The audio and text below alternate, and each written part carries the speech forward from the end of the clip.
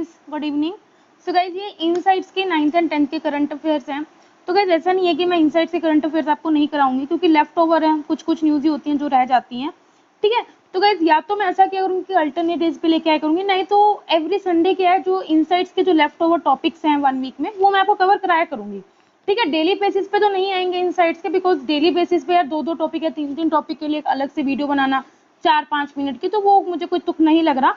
तो या तो मैं एवरी संडे क्या जो भी लेफ्ट ओवर न्यूज होंगी इनसाइट्स की, उसका एक जिस्ट में ले आया करूंगी, नहीं तो देखा करूंगी मैं हफ्ते में 2 दिन जो भी 3-3 दिन की है उसको ऐसे इकट्ठा करके ले आऊंगी, ठीक है। तो अभी क्या मैं आपके 9th और 10th की लेके आ रही हूँ। इसके अलावा 7th एंड 8th अक्टूबर की ले आऊंगी, वो मैं नेक्स्ट डे कल या परसों में ले आऊंगी, ठीक है। तो ये मत समझना नहीं आएगी, आएगी जरूर, ठीक है। तो जब हम देख लेते हैं जो हमने टॉपिक्स कर लिए हैं। देखो, एंटी रेडिएशन मिसाइल रुद्राम ये हमने कर लिया था विजन में, स्वामित्व स्कीम भी कर लिया था, special accelerated road development programme in north eastern area, तो ये बात भी की है हमने कि किस तरह से हम रोड कनेक्टिविटी प्रोवाइड करेंगे to all the 8 north eastern states. Gyan circle venture देखो गाइस, ये हमने नहीं किया, तो ये हम अभी करेंगे। इंडिया की जीडीपी कॉन्ट्रैक्ट होने वाली है 2020-21 में, तो ये हमने पढ़ लिया था। GI tag for Salem sago, तो गाइस ये हमने नहीं पढ़ा, ये आपको भी पता है। इंडिया के सल्फर डाइऑक्साइड एमिशन, तो गाइस ये चाहे हमने पढ़ा हो, ठीक है, लेकिन अलग से टॉपिक हमने नहीं किया, तो हम फिर भी एक बार देख लेंगे, क्योंकि एनवायरमेंट का सेक्शन है, कुछ ना कुछ तो नया सीखने को मिलेगा ही। पूरा डिकम्पोजर ये हमने पढ़ दिया है। Poverty and share prosperity report, तो गाइस ये भी हमने पढ़ा कि किस तरह से वर्ल्ड बैंक बाइएनुअली इसे पब्लिश करता है, ठीक है। देखो गाइस, ये हमने कल ही पढ़ा कि किस तरह से एनएचआरसी ने भी एडवाइजरी इशू करी है on rights of women during Covid, तो ये हम पढ़ चुके हैं। NRI quota in professional courses is not sacrosanct, sacrosanct का मतलब होता है नॉट टू इम्पोर्टेंट, ठीक है। तो ये हमने नहीं पढ़ा, तो ये मैं आपको ये भी कवर कराऊंगी। Dominance of big tech company, तो गाइस अभी आपको मे भी ऐसा लग रहा हो कि हमने नहीं पढ़ा है, लेकिन गाइस हमने शॉर्ट न्यूज में पढ़ा था विजन में कि किस तरह से जो एंटी ट्रस्ट केसेस चल रहे हैं गूगल के अगेंस्ट, तो वही हमने ये टॉपिक को कवर किया। Australia China ties have gone under, तो गाइस ये हमने शायद कर लिया, क्योंकि हमने काफी पढ़ा अभी। वर्ल्ड फूड प्रोग्राम को नोबेल पीस प्राइज मिला, ये हमने कल ही पढ़ा है, ठीक है। फर्स्ट हर घर जल स्टेट इन इंडिया, तो अभी हम देखो ये पढ़ते रहते हैं जल जीवन मिशन की, लेकिन अभी जो पहली स्टेट ऐसी है जिसने ये अचीव कर लिया, वो उसके बारे में हम पढ़ेंगे। गोवा है वैसे, ठीक है। खरदुंगला पास, तो गाइस हमने कल ही पढ़ा है, ठीक है। तो ये हमने ये टॉपिक थे 9 एंड 10 सितंबर के, सॉरी अक्टूबर के। तो अब आप देख लो मुश्किल से 5 या 6 न्यूज है जो हमने नहीं कवर किए हैं। तो अब हम स्टार्ट करते हैं। एनआरआई कोटा प्रोफेशनल कोर्सेज में इंपॉर्टेंट क्यों नहीं है, ये न्यूज में क्यों था। देखो, सबसे पहले के सुप्रीम कोर्ट ने बोला है कि जो भी एनआरआई कोटा होता है जो मेडिकल या डेंटल कोर्सेज में, उसको इतना इंपॉर्टेंट नहीं माना गया in any given academic area, ठीक है। अब ऐसा क्यों है, ऐसे जजमेंट ने सुप्रीम कोर्ट ने क्या क्या जज किया। देखो, सुप्रीम कोर्ट ने ये बोला है जो भी प्राइवेट कॉलेजेस या जो भी इंस्टीट्यूशंस जो प्रोफेशनल और टेक्निकल कोर्सेज प्रोवाइड करते हैं, अब उनकी मर्जी है कि वो क्या एनआरआई कोटास रखना चाहते हैं या नहीं रखना चाहते। They have discretion to do away with the NRI quota of seats after giving reasonable prior notice, लेकिन उससे पहले क्या एक प्रायर नोटिस देना पड़ेगा, जिसमें उसने अपने रीजन स्पेसिफाई करने होंगे कि अगर एनआरआई कोटा आप देना चाहते हो क्यों है, अगर नहीं देना चाहते क्यों नहीं देना चाहते, ठीक है। इसके बाद ये जो भी कैंडिडेट एनआरआई कोटा के अंडर अगर किसी इंस्टीट्यूट में एडमिशन लेना चाहता है और अगर उसे नहीं मिलता, तो वो ये नहीं बोल सकता कि उसका राइट है, ये फंडामेंटल राइट है। So candidates under the NRI quota can not assert their right to be admitted, कि उसको एडमिशन मिलना ही मिलना चाहिए, तो ऐसा उसको कोई राइट नहीं है, ठीक है।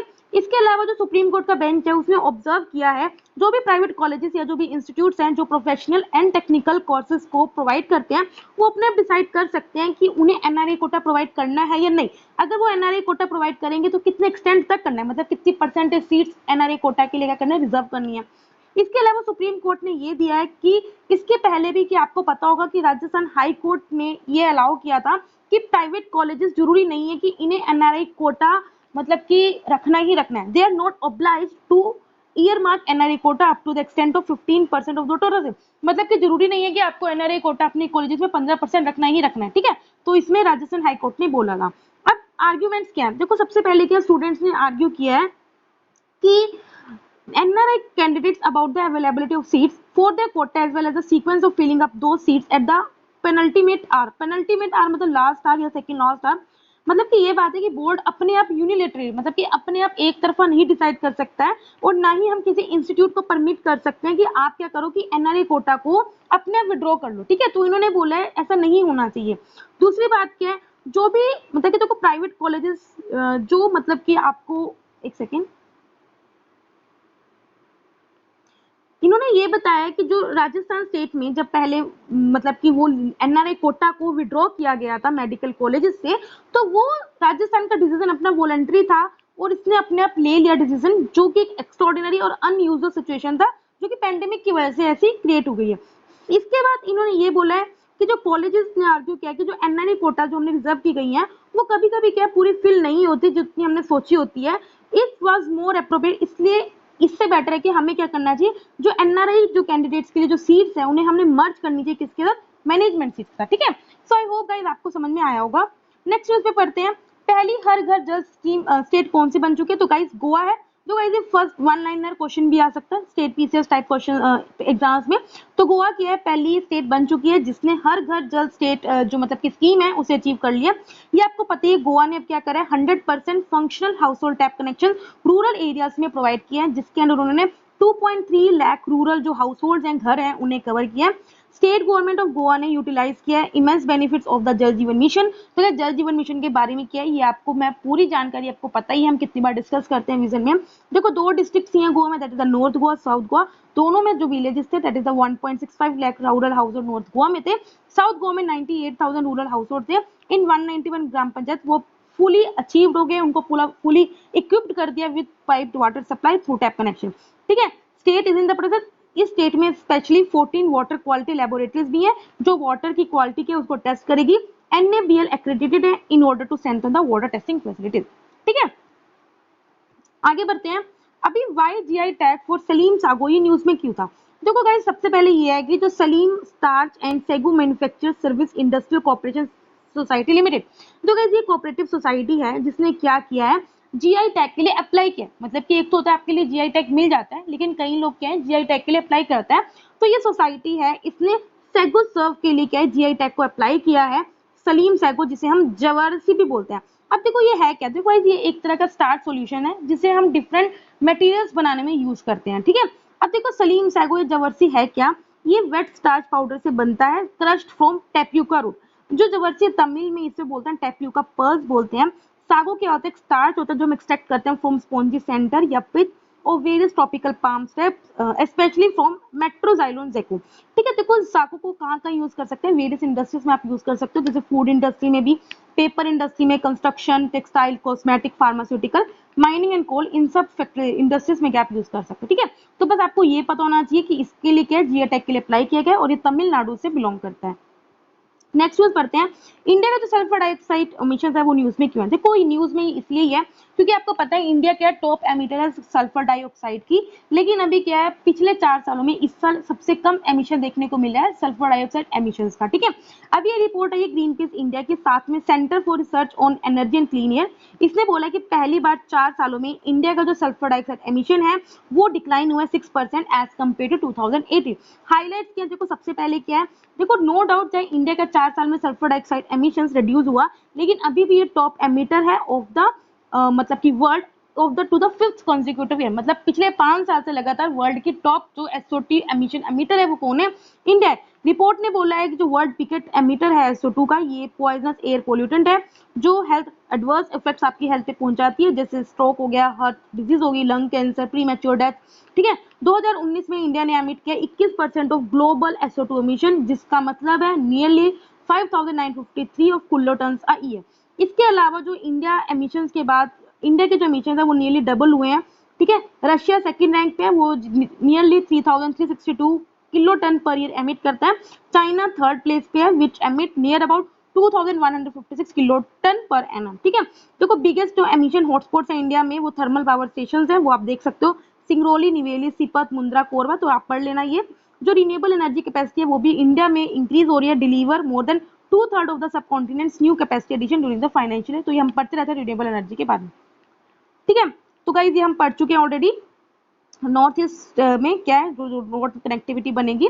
ठीक है, dominance of big tech companies मैंने आपको ऑलरेडी बता दिया, एंटी ट्रस्ट लॉज हैं जो हमने गूगल के अगेंस्ट लगे तो हमने पढ़ ली। ठीक है, लास्ट न्यूज पढ़ लेते हैं, ज्ञान सर्कल वेंचर्स अभी न्यूज में क्यों था?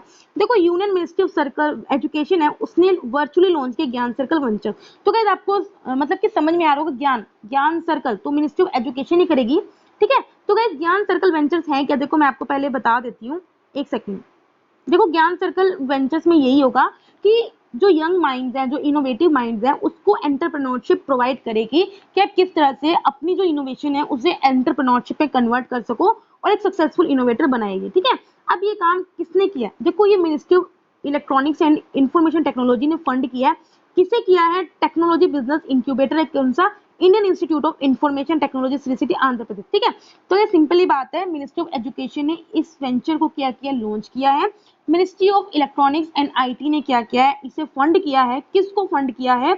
एक Indian Institute of Information technology है, कहाँ पे? आंध्र प्रदेश में। ठीक है, देखो ये क्या करेगी? देखो, technology incubation and development of entrepreneurs incubation centre है। देखो, इस नाम से पता चल रहा है कि आपके अंदर टेक्नोलॉजी को क्या करेगी? इंक्यूबेट करेगी और एंटरप्रेन्योरशिप की जो बिहेवियर है उसे डेवलप करेगी। तो ये क्या है? ऐसा इंक्यूबेशन सेंटर है जो कि मिनिस्ट्री ऑफ इलेक्ट्रॉनिक्स के द्वारा किया गया, अप्रूव किया गया। देखो, ज्ञान सर्कल का काम क्या है कि आपके अंदर एंटरप्रेन्योरशिप की भावना को इंस्टॉल करना इन द यंग माइंड, ताकि हम क्या कर सकें? सक्सेसफुल इनोवेटर्स क्रिएट कर सकें। इंक्यूबेटर क्या करेगा? हर इंस्टीट्यूशन को क्या करेगा? एंटरप्रेन्योरशिप की स्पिरिट इसको एनहेंस करेगा और हम क्या कर सके ताकि इंटेलेक्चुअल जो कैपिटल है उसे यूटिलाइज कर सके। देखो गाइस, सबसे ज्यादा जो कीमती होती है ना वो आपकी नॉलेज होती है। ठीक है, ठीक है, तो इंटेलेक्चुअल कैपिटल को आपको यूज कर सके, स्पेशली जो इमर्जिंग टेक्नोलॉजीज हैं, जो आज की जो मॉडर्न टेक्नोलॉजीज है, जैसे आर्टिफिशियल इंटेलिजेंस हो गया, ब्लॉकचेन हो गया, साइबर फिजिकल सिस्टम हो गया, cyber security, internet of things, तो इन सब में क्या है? आपकी नॉलेज को एनहेंस करेगी। जो लीगल एंटिटी है ज्ञान सर्कल वेंचर की, वो कौन है? Centre for innovation and entrepreneurship development at CIED, जो कि इंडिपेंडेंट सेक्शन 8 है, नॉन प्रॉफिट ऑर्गेनाइजेशन है। ये इसने क्या किया? पार्टिसिपेशन को इनवाइट करा कि अगर कोई भी बंदा पार्टिसिपेट करना चाहता है फ्रॉम पोटेंशियल एंटरप्रेन्योर्स या स्टार्टअप, ठीक है, वो इसमें पार्टिसिपेट कर सकता है। अब हम इंस्टीट्यूट देख लेते हैं। ठीक है, Indian Institute of Information technology, जो कहाँ पे? आंध्र प्रदेश में। देखो, सबसे पहले जो इंस्टीट्यूट है, इंस्टीट्यूट ऑफ नेशनल इंपॉर्टेंस है, जो 2013 में एस्टेब्लिश हुआ था बाय MHRD। इसका काम ये है कि हमें क्या करना है, यहाँ मेनली अंडर ग्रेजुएट जो प्रोग्राम्स हैं वो चलते हैं, मेनली बीटेक प्रोग्राम चलते हैं, बीटेक ऑनर्स प्रोग्राम।